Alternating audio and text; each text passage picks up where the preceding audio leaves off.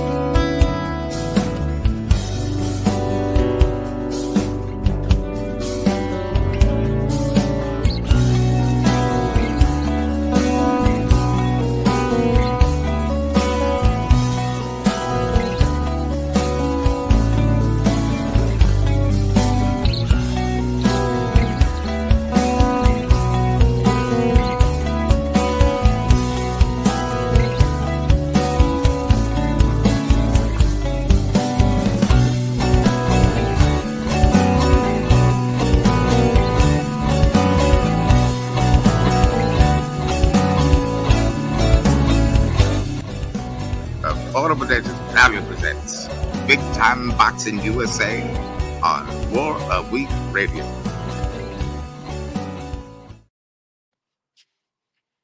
Guys, welcome. Happy New Year's Eve to all of you guys. And I hope you guys remain safe and enjoy this final day of 2025 with your loved ones and family. Guys, I know I'm being joined right now from gentlemen I've known for quite some time, almost 2 decades. One of the best boxing analysts in the country, the incomparable Rodney Green. Rodney, how are you, brother?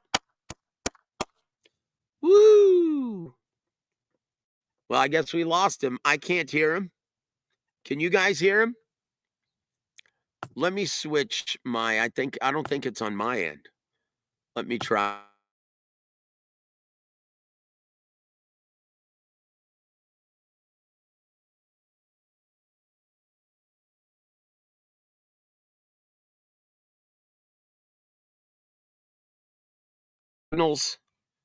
Let's see if he can rejoin us because we have a lot to discuss. Let's see. Okay, here it is. We're good now. We're good. Okay, very good. There you are. How are you doing, brother? And happy New Year's Eve, brother, to you. Yeah, man. Happy New Year's Eve. Lovely weather in the Alamo City. And man, we are embarking on 26 and talk about some of these fights, Mr. Herron. Well, I tell you what, my apologies, guys. My voice, because I've been singing so much and my allergies are kicking my rear end. It's beautiful weather if you're not affected by the mountain cedar here in the hill Oh, country. yeah. Yeah. Oh, first of all, let's give a shout out to some of our dear friends in the chat. My brother, Eric Gomez, good to see you, my friend. Happy New Year to you. And he goes, I was born ready for 2026 in my Canelo voice.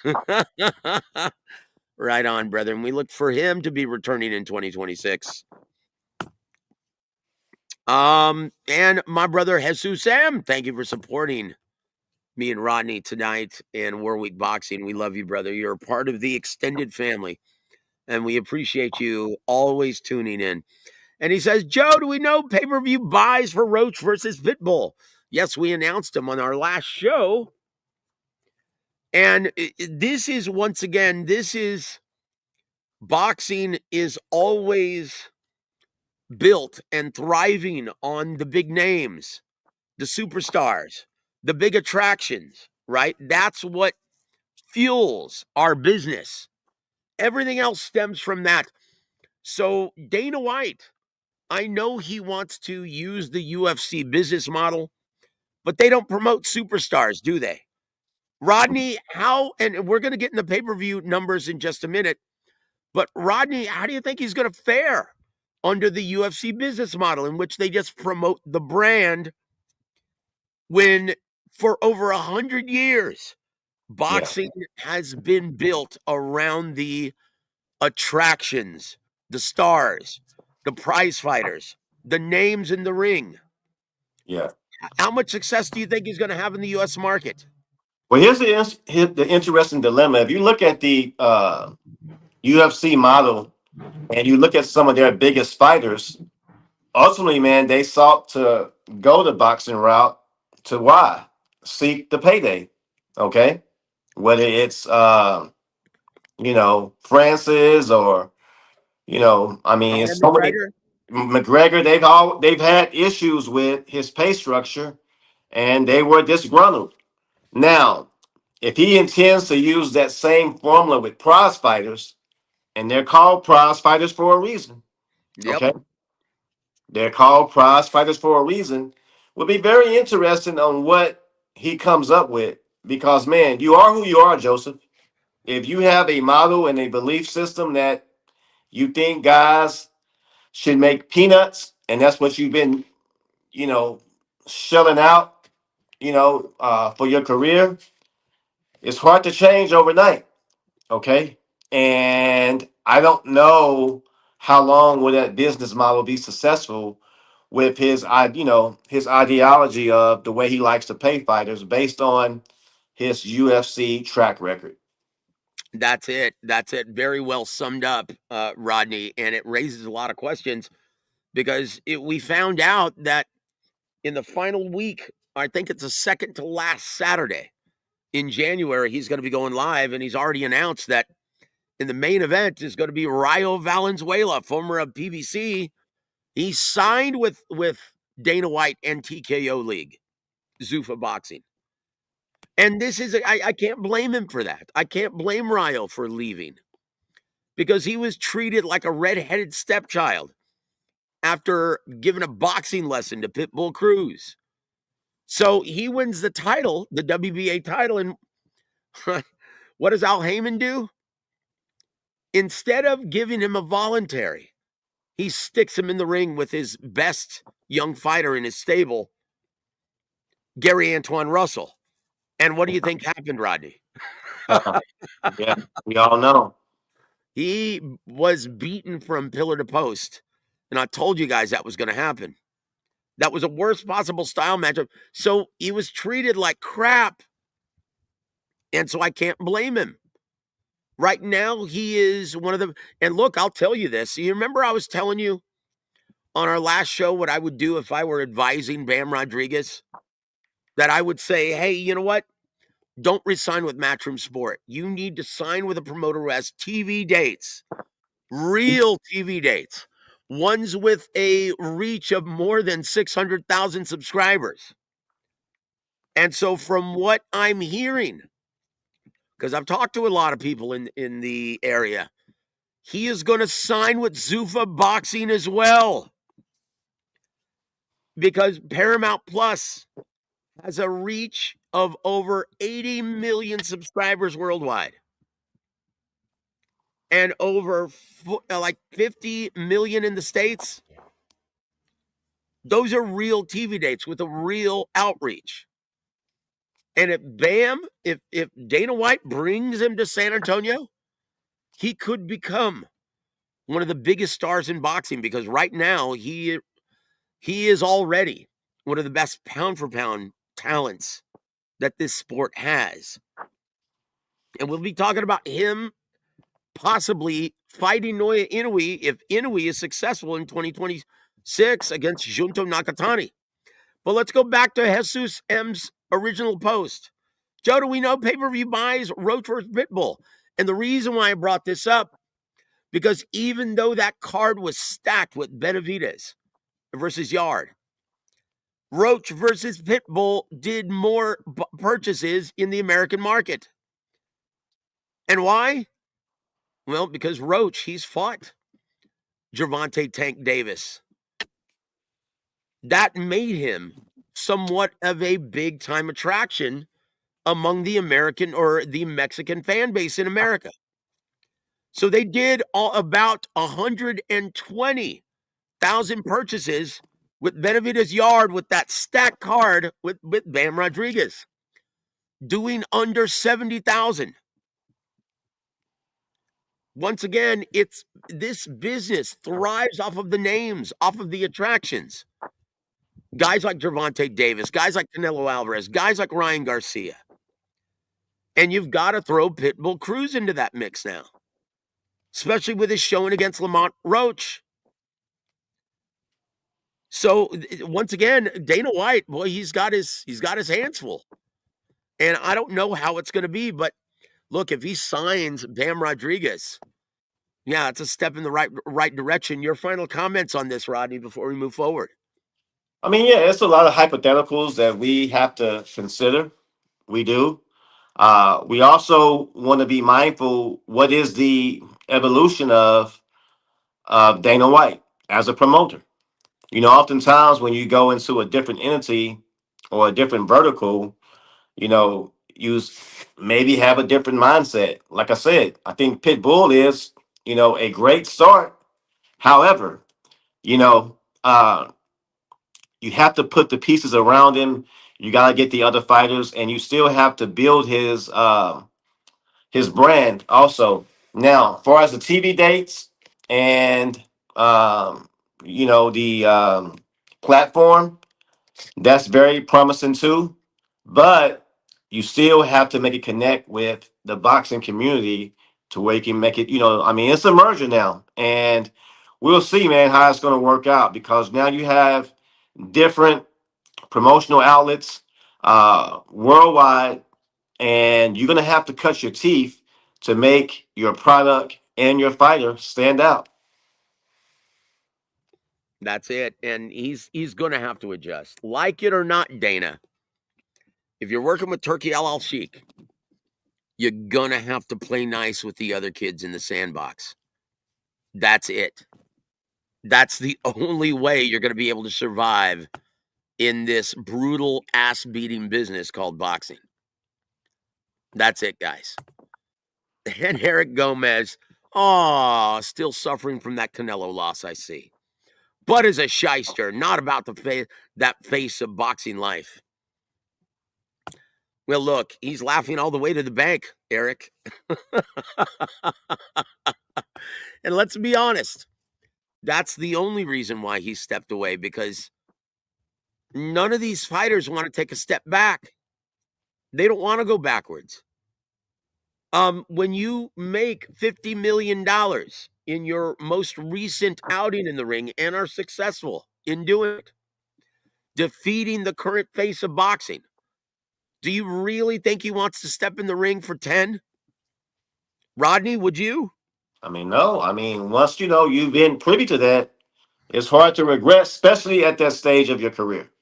Okay. Yep. Your mindset is different, your bills are different.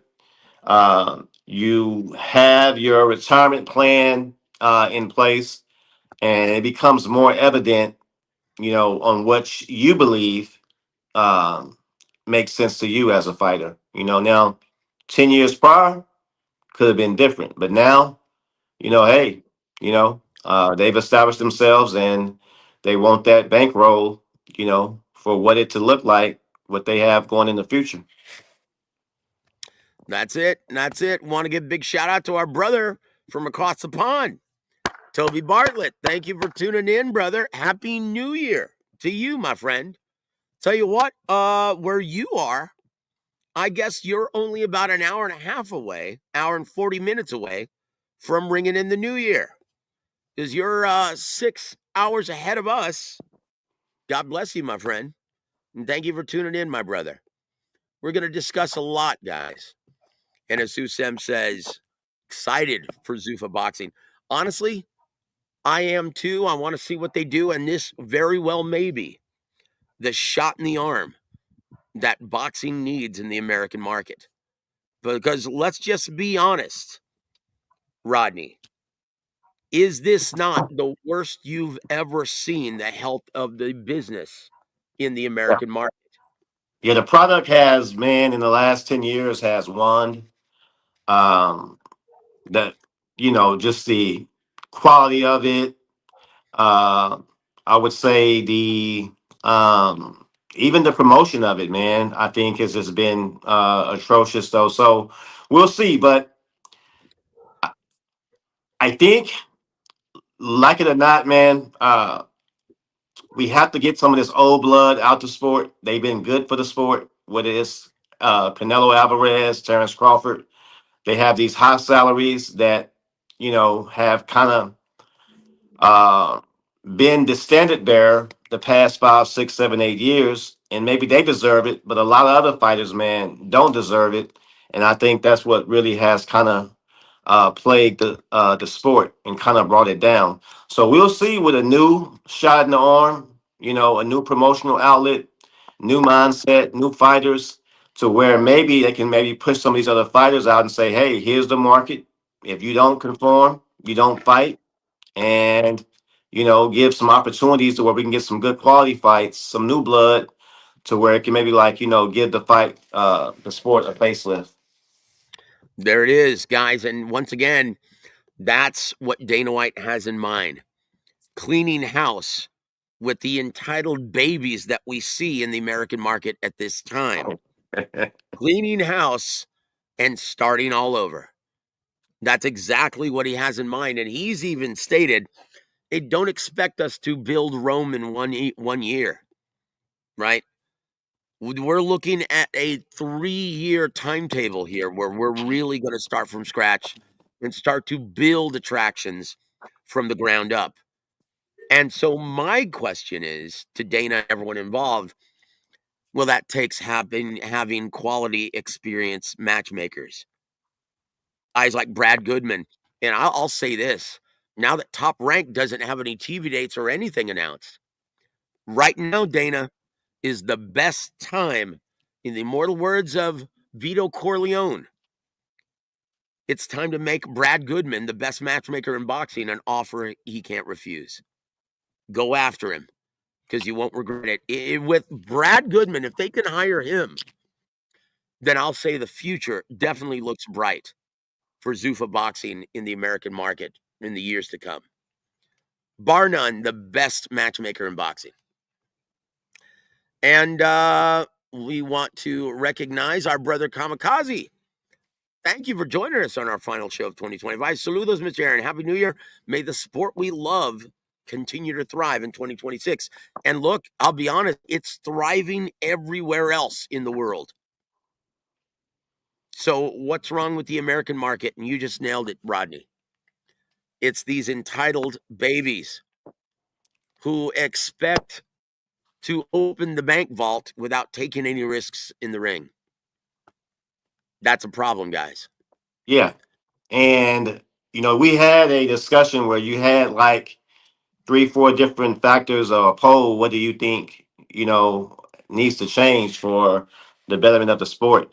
I will always believe, man, the first and foremost thing has to change. You have to reset the salaries, though. You really do. You have to reset the salaries. I think once you do that, everything will fall in line. But that has to be the first thing that has to happen, you know. There it And is. Yep.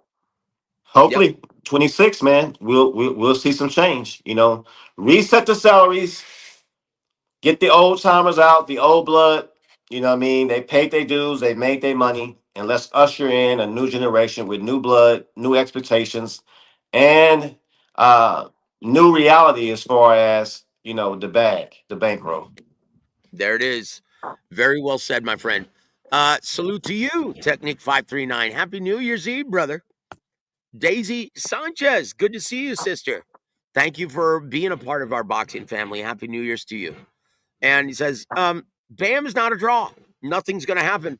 Well, see, you're thinking of right now, where he stands right now, which is why he's leaving Matchroom Sport. And we told you guys this, but with TV dates and with his undeniable talent, yeah, I'm very curious to see what Dana can do with Bam Rodriguez. Because look, his best options, and I stated this to several people around him, he needs to increase his level of market value. In order to do that, You're going to have to sign with someone who has real TV dates and a greater outreach than just 600,000 subscribers in the American market. He's more well known right now in Japan and the UK. How can that be when he lives in one of the healthiest markets in the US for boxing? San Antonio. That's absurd. When you've got Pitbull Cruz, who's a bigger attraction than one of the best pound for pound fighters in boxing who actually lives here? Yeah, something's got to change. So once again, judge slowly, Daisy. But thank you for joining us, honey. And my brother SSP Diving. Happy New Year to you too, my friend. Good to see you. We love you, brother, here. Our extended family in boxing. There it is. Uh-oh. Joe, Robert Garcia says he had talks about Bam versus Inoue after Inoue. Yep. That's a reality, guys. And I'm going to be doing ring announcing in February for Robert Garcia event here in San Antonio at the Boeing Techport Arena. So, guys, stay tuned for that. We're going to give you all kinds of coverage. There it is. Yeah, guys, let's move on now. Uh-oh. Joe, is DAZN boxing in trouble since they don't want to pay Ennis versus Virgil? In the American market, they are. And you can't blame them. See, look, everyone now is getting on the same page. And we're going to go into, it's a perfect segue into our next topic, guys. Alexander Usyk leaves Riyadh season. What happened? Why is he leaving, Rodney? You know, man, once again, these guys get privy to a big payday. And sometimes, man, I think they think or they believe they're a bigger attraction and they can, go off on their own and set their own pay rate, their own standard, uh, and meet their own demands. And, Yep. Again, I like Usyk though, but he doesn't have the personality. He doesn't have the crossover appeal, in my opinion, as far as in the American market, to really elevate himself to where he's in that top echelon as a true household name, a bona fide PPV star, even though he's considered pound for pound in the sport. But I think that's what they don't understand, man. Both has to align, and I think he's gonna find out sooner than later that maybe it doesn't totally mesh as far as what he's looking for. That's it, Rodney. You hit the nail right on the head. Turkey Al Sheikh is like, hey, you know what? You made a lot of money with Anthony Joshua and Tyson Fury. 4 fights in total, earning him hundreds of millions of dollars. But without them, yeah, we all saw how much he was worth when he fought Dubois in Poland and as well as Wembley Stadium. Now, although the gate was quite good, how many pay-per-views did he sell? Zilch. 0. None. And so Turkey Al Sheikh is getting wise, saying, look, if you think I'm going to continue bleeding our government funding for this, the Kingdom of Saudi Arabia, you're off your rocker. Although I love you, Usyk, you're a great fighter and by far the king of the heavyweight division, without a doubt. The business is not run that way. It's run more like the music industry, in which, hey, if you can't sell tickets, it doesn't matter if you're the greatest musician on the planet Earth. What good is it if you can't sell? There it is. And so Usyk, he's saying, yeah, you know what? Go back. Go to America. Go ahead and stage your own independent pay-per-view with Deontay Wilder, another non-ticket seller who's grown accustomed to receiving inflated purses. Go ahead and fight him. And when your pay-per-view tanks, hey, man, I'll welcome you back to fight for your fair market value. We'll see how much you can draw without Tyson Fury and Anthony Joshua in one of the worst markets for boxing at this time. So Rodney, is Turkey Al Sheikh doing the right thing? I think so, man. Again, you have to get your house in order, and no matter where you're on a professional level, even with your family or personal level, man, you have to get your finances in order. And once you take a stand that you're gonna cut some things out, you can't waver on it. And again, man, I like Usyk. I mean, much respect against him, man. Very accomplished fighter, and pound for pound, all that.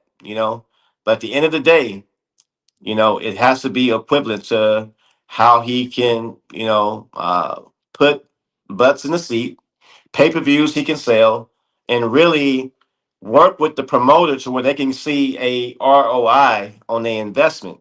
And that's really what it's about now. And like Dana said, it may take 3 or 4 years to reset the market, but long term, if it can be done, it will be for the greater health of the sport. And that's why I said I'm glad. I love Terrence Crawford to death.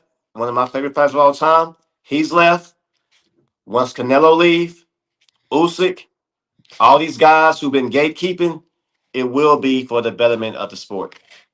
Indeed, guys, in 2026, I know a lot of people in the business have been calling for it. The big reset in the American market. It's coming. It's coming, guys. Be ready for it. And you know what? Don't be like those other sissy crybaby fans on other platforms. Okay? You either support your beloved boxing, your favorite pastime, or you don't. Don't be like them. Oh, it doesn't have Golden Boy Promotions, or it doesn't have PBC, or it doesn't have Top Rank. I'm not going to support it. Yes, you are if you're a real boxing fan. We love the sport. That's it. That's where your allegiance ends. You love the sport or you don't. You're a fan of boxing or you're not. Man, I can't stand that sentiment and that mentality from fickle fair-weather fans. And Eric Gomez has the beat. No wonder Usyk is calling out Wilder. He's trying to get the biggest name he can into the ring in the heavyweight division in the American market. Yes, sir. That's exactly what. Daisy Sanchez says, Joe, do you know the pay-per-view buys for Road versus Pitbull? Yes, just announced them. Just under 120,000 purchases. More than Benavidez Yard. That's what kind of commodity Pitbull has become in the States.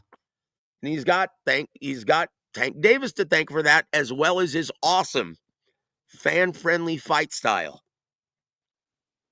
Mexicans love a brawler. Right now, he's one of the big attractions in the American market for the Mexican fan base. And that says it all. That's why Al Heyman is rolling with him, rolling out the red carpet for him, putting him on pay-per-view, putting him as a headliner. Even though he's coming off of a loss or a shaky performance, he doesn't care. It's all about putting asses in the seats and selling pay-per-view numbers. There it is. With that said, Rodney, we're going to shift gears, guys. We're going to talk about the year 2025 and the names that we lost. We lost some greats. Can you hear me, Rodney, okay? Yeah, I hear you. I hear you. Yes, sir. Very good.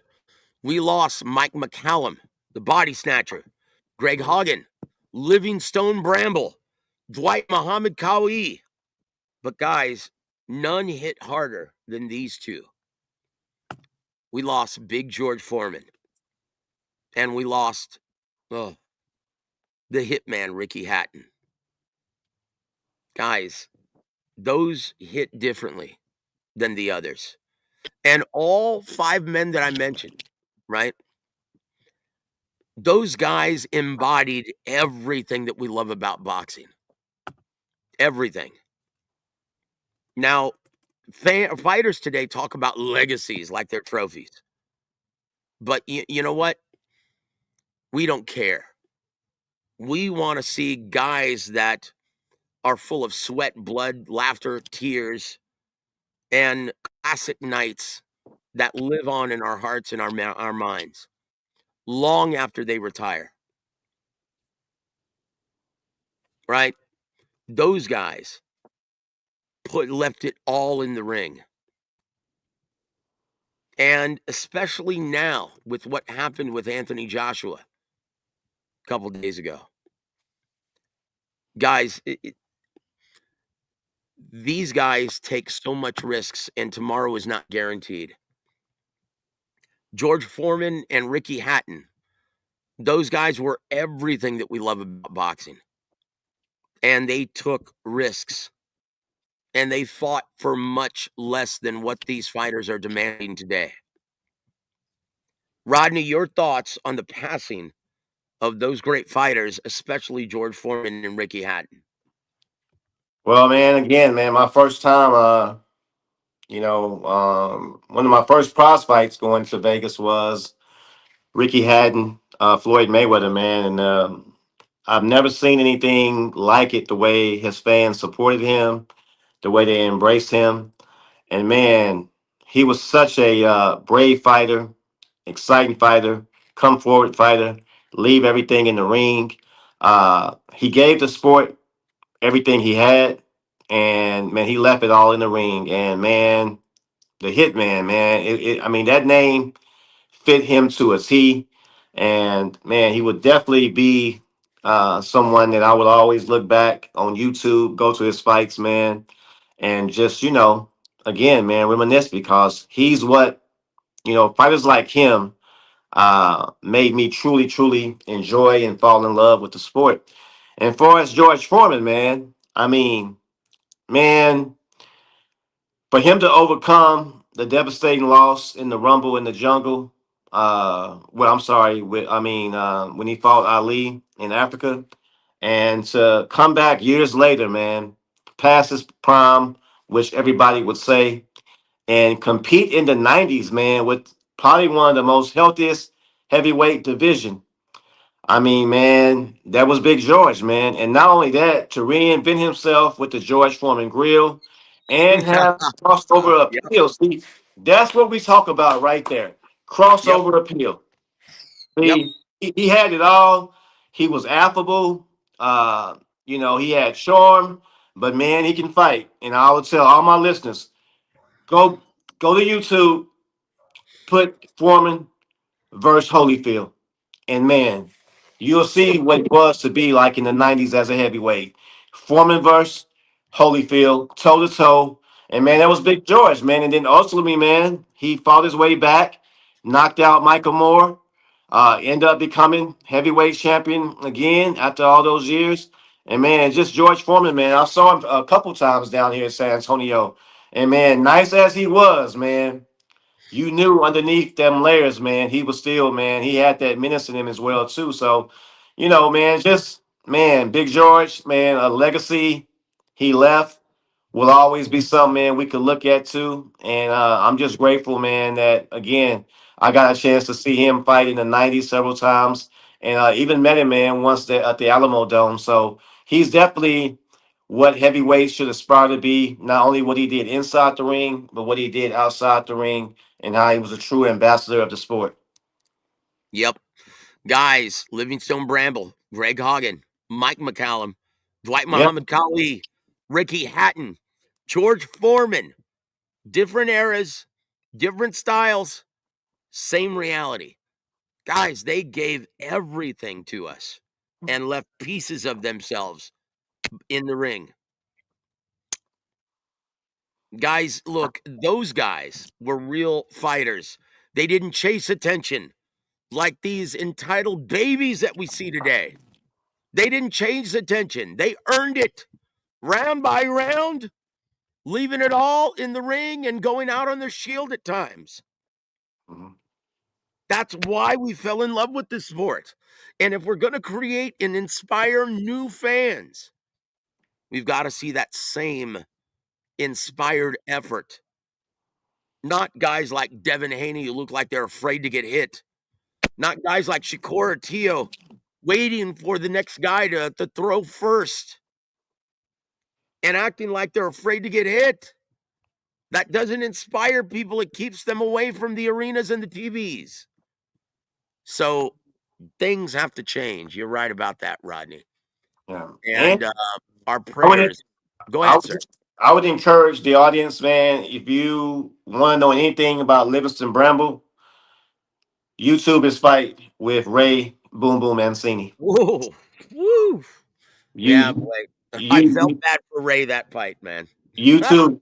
You know what I mean? And that's it. And really, you know, YouTube is such an ally of mine, man. I know what, you know, That's what it's for. yeah. That's what YouTube is for, not to see Jake Paul, not to see Mr. Beast, but to relive all of these great moments that made us fight fans. Once again, look up Dwight Muhammad Qawi versus Evander Holyfield at cruiserweight. Yeah, One of the greatest fights I've ever seen, and by far the greatest cruiserweight fight of all time. yeah, exactly. And Guys, then, relive that. yeah, and then a name like Mike McCallum, the body snatcher. Well, man, Woo! Go look at his fights with James Toney. man, yeah. So, again, man, we come from an era where we saw it, we witnessed it, and we know what it should be. And man, them Warriors, man, for real. Hopefully they got their flowers before they pass, because again, man, they really were the flag bearers for a while, man, and made this great sport what it is. And an ultra salute to George Foreman, man, because you don't meet too many people like him, not just in boxing, but in sports, period, where they are equivalent what they are on the field or in the ring, and also outside the ring. And that was Big George. There it is. Very well said, Rodney. And I tell you what, our thoughts and prayers are with their families, and they will live in our hearts forever. Rest in peace, gentlemen. Tell you what, Turkey Al Sheikh made this post on December 27th, this past Saturday, and he said this: I would like to thank David Picasso and Sebastian Hernandez Reyes for their incredible performances tonight. They showed immense resilience and proved that they belong on the world stage against elite competition. And congratulations to Noya Inoue and Junto Nakatani for their well-deserved victories. I will visit Japan in the first half of 2026 to attend the showdown in the Tokyo Dome, Inoue versus Nakatani. And I will visit New York City in January to attend the Ring Award ceremony and attend the Ring 6 card featuring Shakur versus Tiafimo in the main event. And obviously, this is what I responded with. I said, Turkey, I guarantee you won't see anything like the main and co-main events from this past Saturday on January 31st. This is why boxing is a mess in the U.S. market. Entitled babies who pretend to be so tough on social media and demand absurd amounts of money to do nothing on the big stage. Nothing. Rodney, I don't think I was wrong in stating that. And No, I this is mean, what's wrong in the American market compared to what we saw this past Saturday. And we're going to talk about this. But look at the product that they delivered. Once again, Junto Nakatani versus Sebastian Hernandez. That was a fight of the year candidate with two round of the year candidates. It was incredible.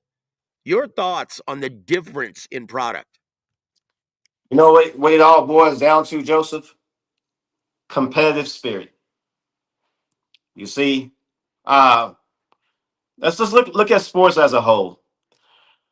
When we grew up and our favorite teams played each other and they left on the field, they really wasn't trying to be buddy buddy, shake hands, jersey swap, sign your autograph, smile with you.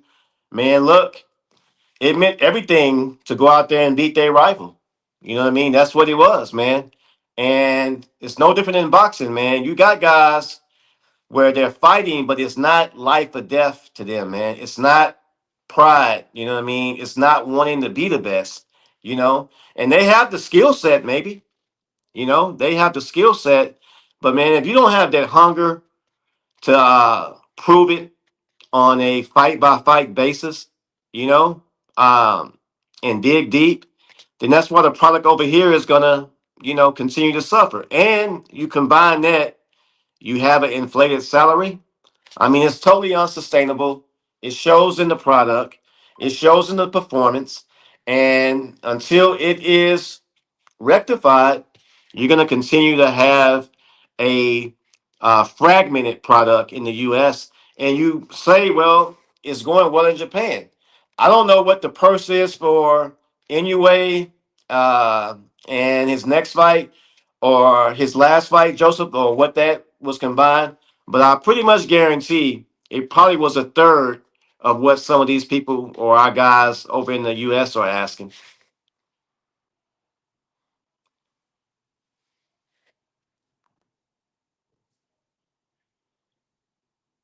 Sorry about that. My mic was muted. I Okay. guarantee you it's less than what Ryan Garcia is more than likely going to make on February 21st. Okay. Yeah. Yeah. Gosh, that is absurd, guys. And once again, let's go back to these fights. I can't believe, and this is the problem with the fight fans in the American market. And I'm not referring to our extended family in the chat. You guys are awesome. But everyone was belly aching over that lone 10 rounds to 2 scorecard for Junto Nakatani getting the unanimous decision victory over the gallant Sebastian Hernandez. I'm sorry. Instead of commenting on what an amazing fight that was, that's all we heard. Oh, man, see, this is what's wrong with boxing. Junto Nakatani got robbed. Look. Oh, see, that just proves it. 10 rounds to 2. 118, 110. Look, even if that were scored 115, 113, it doesn't change the outcome. Even if it were 12 rounds to nothing, 120 to 108, that doesn't change the outcome, guys. This is why we have 3 judges. 2 of the judges saw it correctly. I myself scored it 7 rounds to 5. Rodney, and to put things in its proper perspective, if you go back and watch the fight and score every round, with the criterion that we actually have told you guys, clean, effective punching, clean, effective, and consequential punching. And if you can't tell who won the round by that, you go to the tiebreaker, which is ring generalship or effective aggression. But if you're honest with yourself, he just started way too late. The entire first half of the fight, he was applying pressure, touching Junto Nakatani, but he wasn't letting his hands go. Excuse me. Junto Nakatani did a masterful job of keeping up with that torrid pace and landing clean, effective, and consequential punches. What it reminded me of, Rodney, was Vasily Lomachenko versus Devin Haney, or more accurately, I think, Lamont Peterson versus Danny Garcia, in which the rounds that they won were overwhelmingly in favor of them, but they just got started too much, too little, too late. Your thoughts? Yeah. I mean, it wasn't a robbery. It was a very competitive, spirited fight. Okay. I mean, toe to toe action. But ultimately, man, I don't have an issue with Inoue, with the win. As I said, man, he fought a fight that I think he could have made the fight easier for himself, if I'm being honest. But man, it was a very entertaining fight, nevertheless, though. But as far as him not winning and he should have lost, I don't see it that way. I had it myself, I believe, 8-4, Joseph, when I scored it. Okay. That's just me. But nevertheless, though, I've seen worse scores from the judges, if I'm being honest though. And maybe down the line, if they wanted to do a rematch for entertainment purposes, I wouldn't have an issue with that. But man, I don't see robbery in no form, fashion, or facet. Again, man, give Inoue his props, man. He can beat you either way. He can beat you decisively, but if he has to get it out the mud, man, and go toe to toe with you, he can do that too. Okay. Yep. And Junto, look. And Junto Nakatani, this was his first fight at 122 pounds, and they stuck him in the ring with a durable killer who was undefeated. Guys, guys should be remarking about that. Everyone should be remarking about the amazing fight that we just saw and giving credit to a champion, undefeated, who took a risk moving up in weight and fighting an undefeated killer. That's what everyone should be talking about. Now, Daisy says, and this is interesting. I want to get your thoughts on this because I know the reality of this. The word around is that Shakur and Teofimo's are already sold out, pretty close. But it's a facade, guys. Don't be fooled. Once again, we're in this business and we know this business. There it is. Eddie Hearn, Frank Warren, Al Heyman, they do all the same things. They will purchase all the seats and resell them for triple the amount at times, and sell them in third-party ticket brokers. Guys, that's what they do. And it's pretty shady, but it's effective. So you can promote it as a sellout and say, and look, we can resell these tickets because we can announce it's a sellout, and we're going to charge them extra. Al Heyman did it with Floyd. Al Heyman did it with Canelo. Eddie Hearn's done it with Dimitri Bivol. Frank Warren and Eddie Hearn, that's what they do in England. That's why you see, oh man, tickets sold out in one day. Geez, I wonder how that happened, Rodney. Right. So guys, Well, don't be fooled. Don't be fooled. yeah. Well, I would just say to Daisy, I mean, I like Shakur and I like Teofimo. Teofimo he has ties to Brooklyn. And, uh, you know, Shakur, he's from Newark, right across the bridge.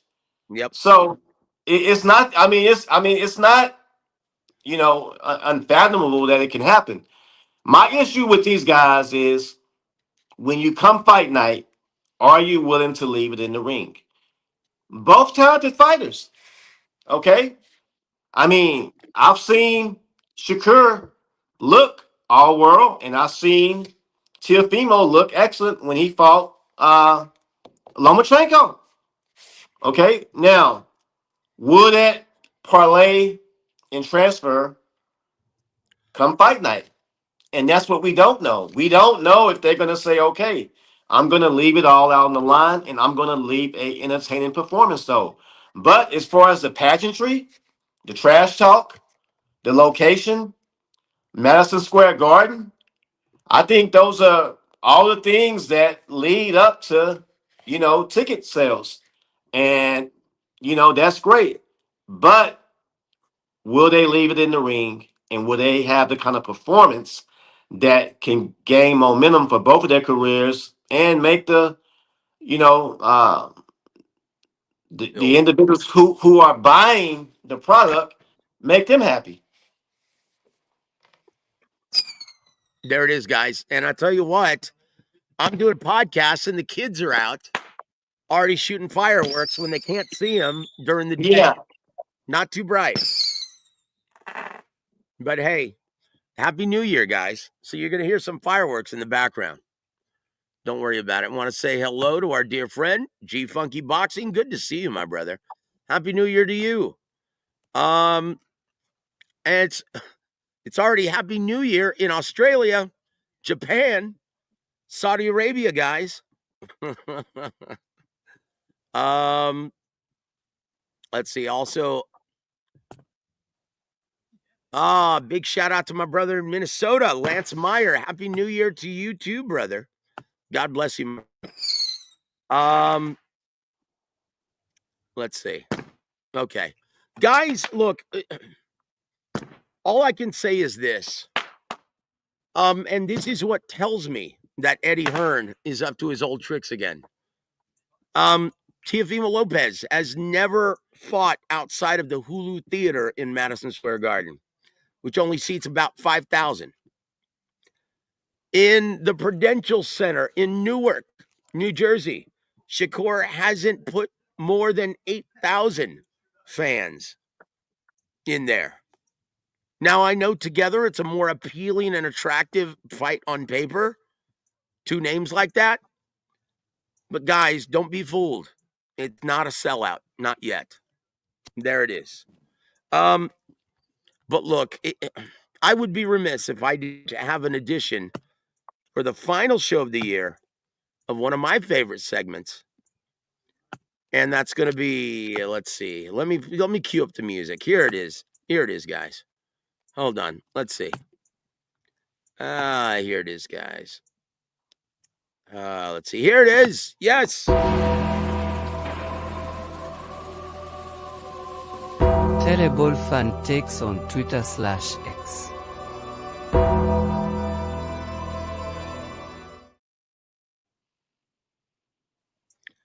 Oh, and it's from Two-Tub the Grotesque. And he calls himself Two-Tone the Superstar. And I'll read it for you in case it's too small. He says, Inouye, when he not in Japan and with regular hand wraps. And he has a picture of Stephen A. Smith in some gloves. Rodney, because Inouye has him cracking his shot, even moving up to 122, why are people even talking about this? Why are fans, even though he's dominant and he has that skill in the ring, why are people talking about this? And this is a lot of, like, this ignorant post has over 140,000 views. Can you? Okay, you had broke up, Joseph. State the post again, okay, so I can hear it correctly. Okay, my apologies. It says this. This is from Two-Tub the Grotesque. He says this. Inouye, when he not in Japan and with regular hand wraps. Inouye, when he's not in Japan and with regular hand wraps. And he has a picture of Stephen A. Smith. Okay. Did you hear that? Yeah. Okay. So here's the thing, man. Sometimes, man, when you become so good, Joseph, people want to see you lose. Okay.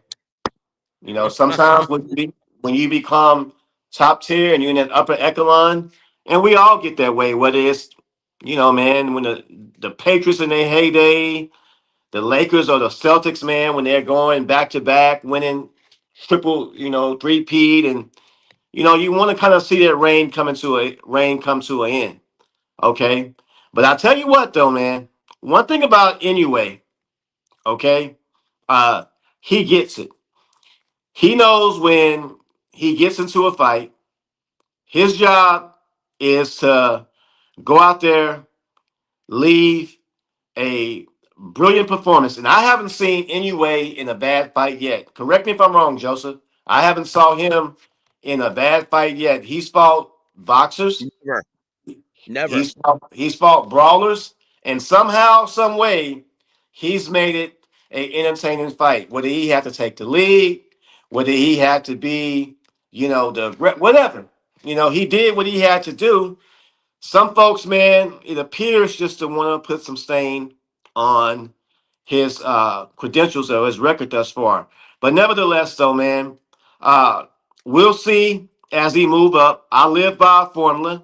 All the great ones, they can move up in weight. You know, I mean, what is Oscar, Floyd, James Toney, Manny Pacquiao?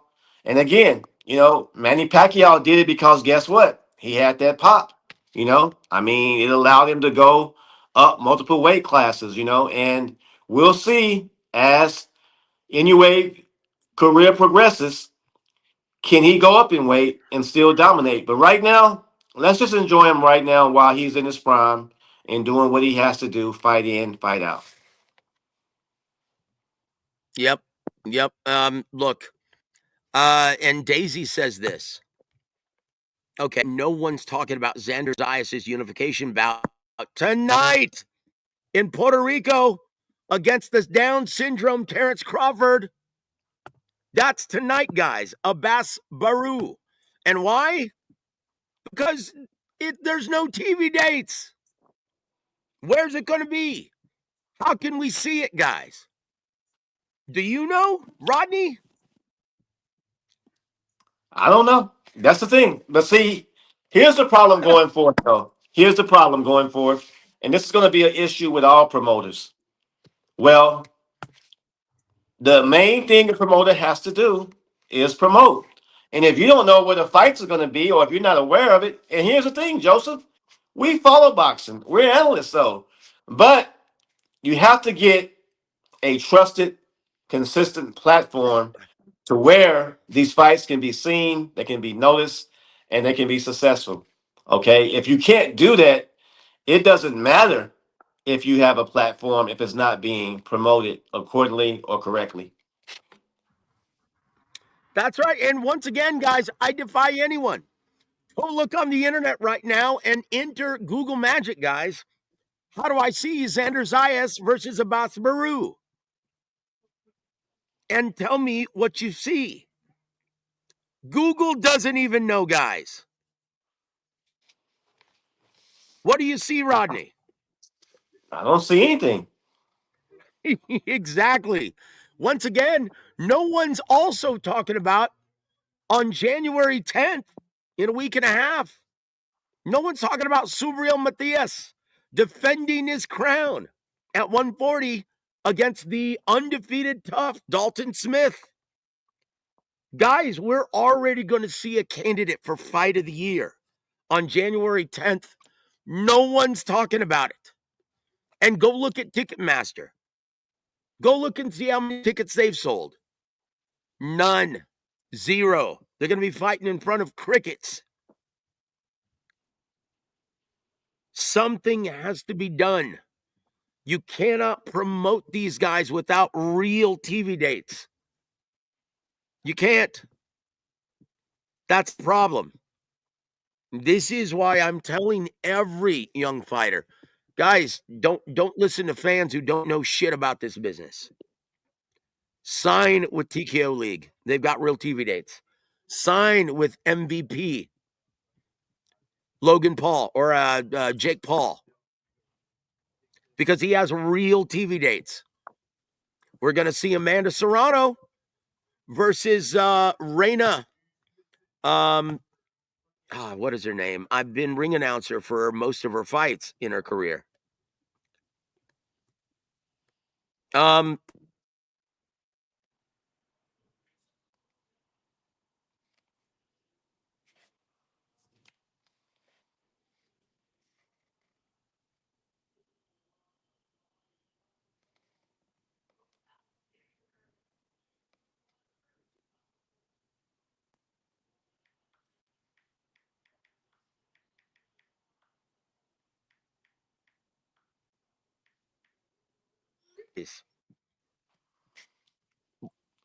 Because without TV dates, yeah, you can't promote these fighters properly.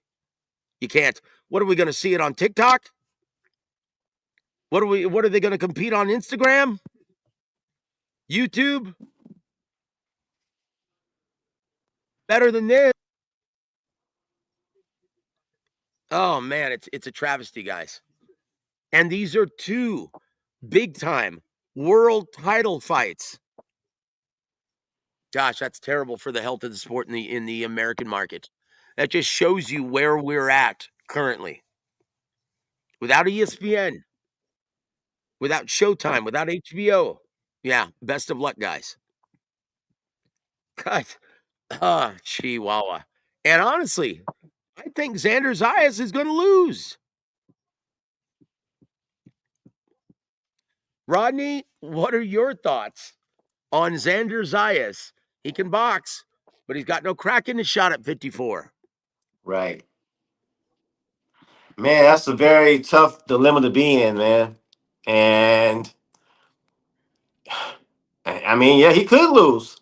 I mean, I can see it, but as I said, man, you don't know.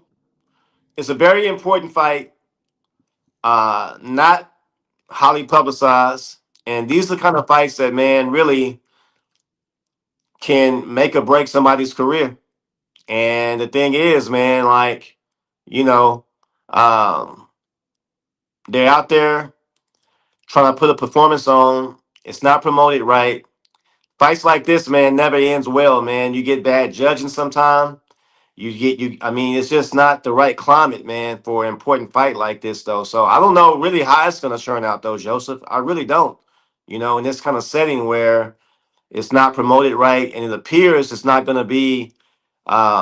It's definitely not gonna be a sellout or even a modest crowd.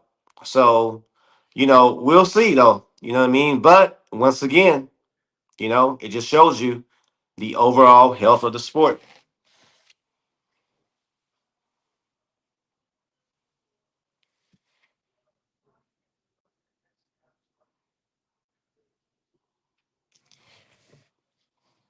Oh, I'm sorry, I was on mute again. Yeah, he It was on. it just Yeah. shows you also what a train wreck Top Rank has become, under the guidance and wisdom of Todd DeBuff. Bob Arum, where have you gone? Boy, it's a damn shame because Top Rank used to be the flagship of American boxing. And in his wisdom, he's staging this New Year's Eve show in Puerto Rico with no TV dates. Why didn't he just compete in the co-main event? Xander Zayas versus Abbas Baru. In the co-main event of Teofimo versus Shakur. Now, if you put him in the co-main event, then I could understand it being a sellout. Because Xander Zayas is a big ticket seller. Probably the biggest ticket seller they have right now. But no, you put it in obscurity. You hide it away in Puerto Rico. Good going, Todd. Bob Arum would have never done that. Ching, oh man. Yeah. Top Rank is done. I'm sorry to say, but yes, it is. And yes, Oscar De La Hoya is the last bastion of hope for boxing in the American market. That is the truth. So there it is, guys. I'm going to be looking forward to seeing the fight while I'm DJing tonight. I'll be DJing and hosting karaoke. I'm not going to be singing tonight, though. At Brandy's Ice House for anyone who's in San Antonio. That one, I still don't know where we're going to be able to see that fight. My guess is it's going to be picked up by DAZN because Dalton Smith is currently promoted by Matchroom Sport, even though Matthias is a free agent. But man, they've done a piss poor job, not a bad job, a piss poor job promoting this fight of the year candidate. I'm guaranteeing it, guys. If you tune in to Matthias versus Dalton Smith when it's announced on DAZN, January 10th, you're going to see something special. Two guys just let it all hang out in the ring. Daisy, Happy New Year to you too, sister. And you too, be safe, have fun. Thank you for tuning in. But as far as I know, I think DAZN is going to pick it up for nothing, a minimal licensing fee. And this is going to be a terrific fight. And I'll be honest, this is a pick'em fight. This is 50-50. Dalton Smith, he's undefeated and he brings it. He's a tough kid. He's got the mindset of a winner. But Subriel Matias, he's never fought anyone like Subriel Matias. Both guys, you're looking at the irresistible force versus the immovable object. The entire fight is going to be in a phone booth. Guys, you don't want to miss this one. Rodney, oh, geez. Your thoughts on this incredible matchup that is flying way under the radar? Yeah, man. I mean, it's a good scrap. I mean, it really is a good scrap. I think you're right, man. It would have been better served on a bigger platform like Lopez versus Shakur, where it would have been a good appetizers for the main event.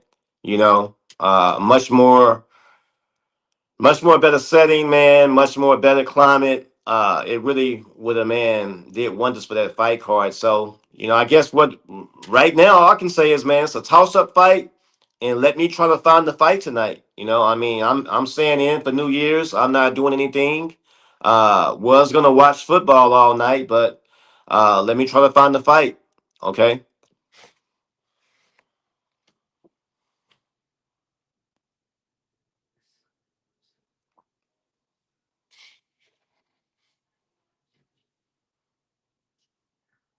I keep doing that because I don't want everyone to hear me cough and sneeze and blow my nose, so I keep muting. Okay. My I'm like, apologies, no brother. problem. No but problem. if you guys have any other thoughts, statements, or questions for us, let them fly now because we're only going to be on for an additional 5 minutes, guys, as I have to rest my voice and get some rest before I take off to DJ tonight at 9 p.m. Central.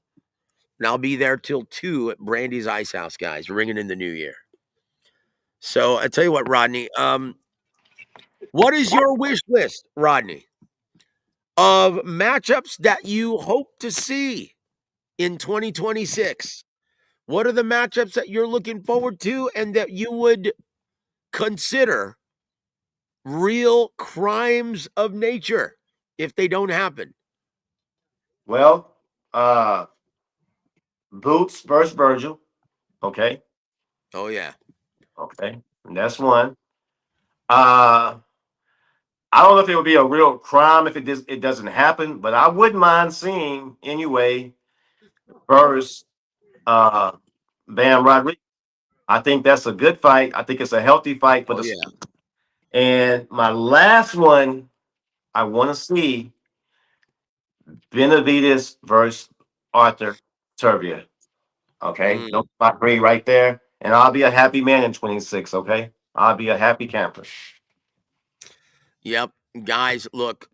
And it's funny on the Ring Show with Max Kellerman, Malik Scott, um, who's that ball-headed writer for ESPN or whatever? What is his name? I don't remember. And then some other ham and egger who used to play football and knows nothing about boxing. They all talked about the biggest disappointment for 2025.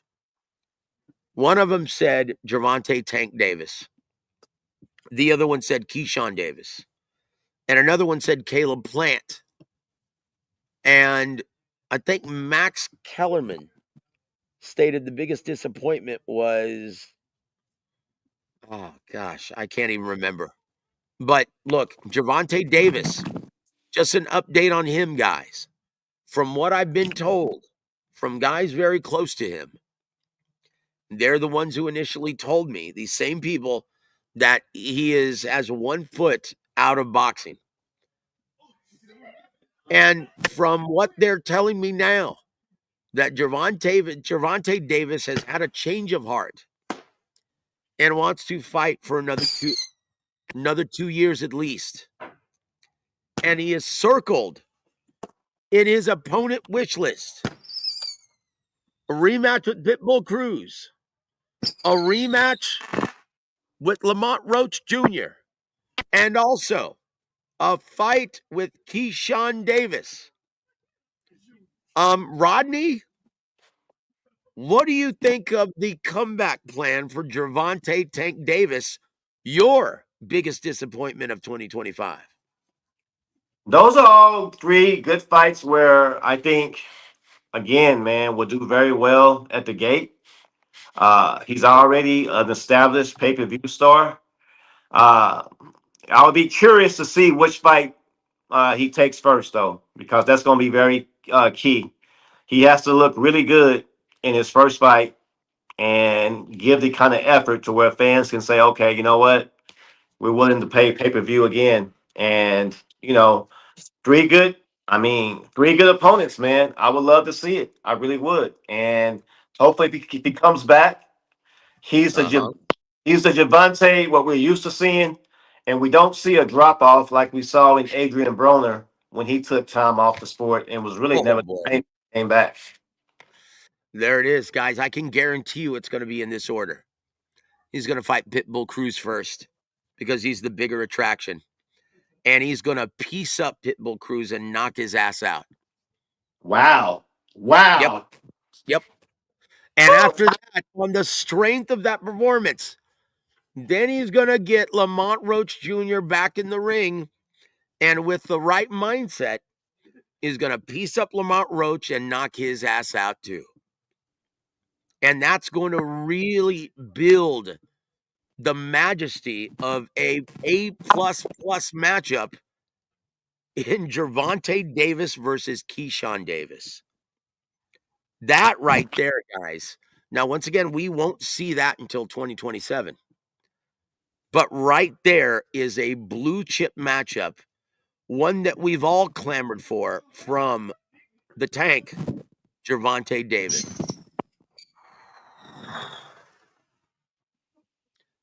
In my opinion, man, that has, oh man, I don't know who wins that. Keyshawn Davis is a bad dude. And Gervonta Davis, boy, he better have 2 big victories under his belt when he takes on Keyshawn Davis. Because Keyshawn Davis in the co-main event against Jermaine Ortiz is going to remind everyone how special he really is from Roanoke, Virginia. That was Max Kellerman's biggest disappointment, Keyshawn Davis. And yes, it was Mike Coppinger. Thank you, Toby. I'm getting old, brother. But that's going to be it, guys. Gervonta Davis' path of progress. It's going to be Pitbull Cruz, Lamont Roach Jr., and then hopefully in 2027, if he's successful in those, which he's going to be, he's going to fight Keyshawn Davis. Guys, Keyshawn is going to whoop that ass on January, what is it, January 31st? Is that it? Yeah, 31st. Yep. Oh, are the Longhorns playing tonight? Hook 'em, baby. Woo! Yeah. Yeah, I tell you what, now the Longhorns, they didn't make the tournament, did they? Nope, they didn't. No, they Oh, didn't. that is such a damn shame, brother. That is such a shame. After what they did to A&M, man, they deserve it. They deserve it. But once again, too little, too late, guys. Oh, boy. Any parting shots for our listening audience, Rodney? Man, let's get ready for 26. I can't wait. I'm excited, man, and I hope we get these big fights. And much love to all the viewers and the listeners, man, from listening and chiming in and giving feedback. It doesn't go unnoticed, man. And again, man, I'm looking forward to doing it all over in 26. Let's go. Next month, my birthday, January, Aquarius, we are the best. Woo! Thank you, Rodney, for everything. I'm going to leave you with this last question, brother. And it's funny. Greg Hackett, trainer, said to Mill City Boxing, I just got this message.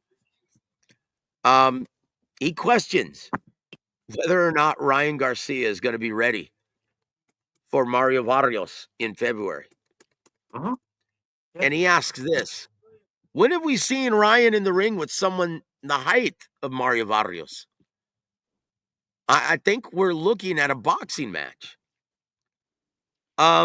Is he going to be able to be the effective aggressor against Barrios? Where is he mentally? Yeah. Ryan Garcia has been spending time with YouTubers and streamers. He hasn't really been training. So what are we going to see on February 21st? Well, I mean, we said this a couple weeks ago, Joseph. I mean, we've observed this, we've analyzed it, and I think from a talent level, he runs circles around Barrios. But then sometimes, man, it can be a bad matchup. And if you're not there mentally, and Barrios is still there in the third and fourth, round, will Ryan unravel? Will he lose his focus? Who knows? And that's the thing.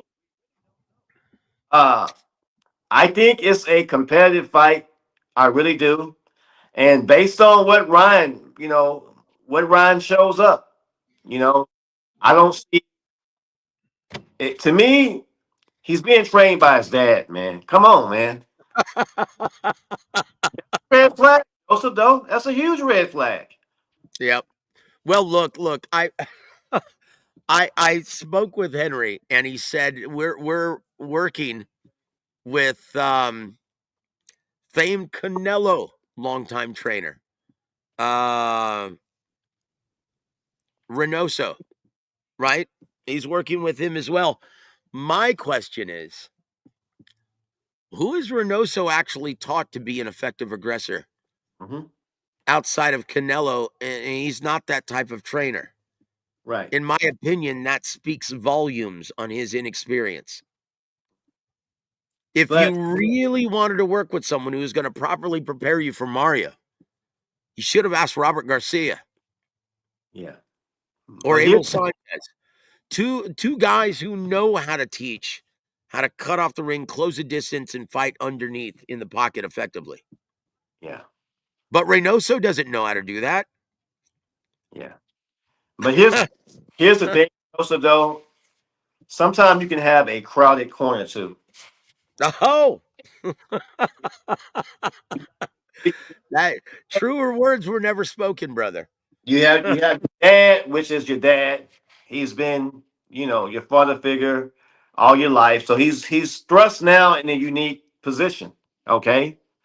Now, who's to say, well, man, his dad may feel a certain kind of way. Well, why are you bringing in this guy? I want to show, I mean, man, I just don't like what I'm seeing thus far, though, Joseph. I see a lot of elements, man, to where, again, things can go south in this fight. And let's not forget, man, Ryan looked like dog crap when he fought Rolly last, in my opinion, Joseph. He looked Oh, like jeez. shell of himself. Yep, he looked pathetic, like a guy who didn't know what to do. Yeah. A deer in the headlights. And he blames it on his right hand needing surgical repair. And I'm like, correct me if I'm wrong, brother. Your bread and butter is in your left hand. And it's funny, Rolly Romero, he's still a guy without a fight. Yeah. Oh boy. Look, we're gonna leave it on this. 2026. Now, there's a very good possibility it's gonna be on Netflix that we're finally gonna see the rematch between Manny Pacquiao and Floyd Mayweather Jr. Ugh. That says it all. What are your thoughts? And what do you think we're going to get on Netflix? And once again, guys, all of these disasters on Netflix. Now, I understand that they're interested in getting the mainstream names to compete on their network. But for the amount of money that they're spending and the product that they ultimately get, what is that going to do for their perception and opinion of our beloved boxing product? That's just, man, look. Uh the original fight of the century between Pacquiao and Mayweather was a huge disappointment. And boxing since then has kind of been on a downward spiral. Okay. Uh but this is what I mean. You have to rid these old souls of the limelight of the sport and cultivate new fighters to where they can be in that position. As promoters, man, they have to step up and say, look, man, we have to develop uh, fighters that have the crossover appeal of a George Foreman or of a Floyd Mayweather in his prime, of a Oscar De La Hoya, where they can be thrust in that position. You're recycling fighters, man, who shouldn't be involved in the sport in this capacity anymore. And what it's Right. like, it makes the sport fragmented and it doesn't give the fighters that could really be of our future to where carry the sport 5, 10 years from now a chance to where they can grow within the sport, grow the sport, and continue to keep the sport healthy though. So I'm not excited about, man, Floyd Mayweather and Manny Pacquiao, and man, I'm just gonna leave it at that, Joseph. There it is, guys. There it is, guys. Very well said, Rodney. And that's going to just about do it. We're going to leave you with this. Look forward to Usyk versus Wilder on an independent pay-per-view coming in May or April. Guys, from what I'm being told, that's pretty much a done deal. Expected to be announced within the next few weeks. My word.